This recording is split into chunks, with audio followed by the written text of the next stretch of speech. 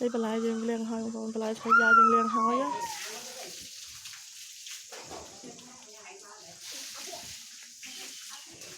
bà lại dương chặt đam tắc hay slop đi con này dạ tôi phải con này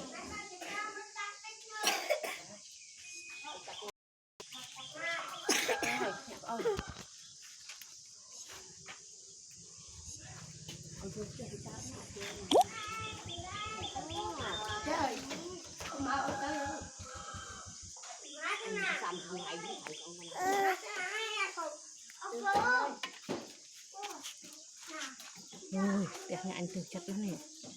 dạ thông với Tiếc lời tiếc hả? giờ lại xong vì hai bây giờ tôi làm khai này Tôi đặt phát nhà mà.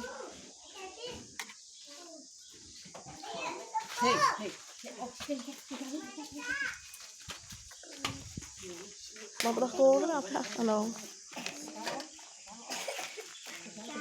Tôi một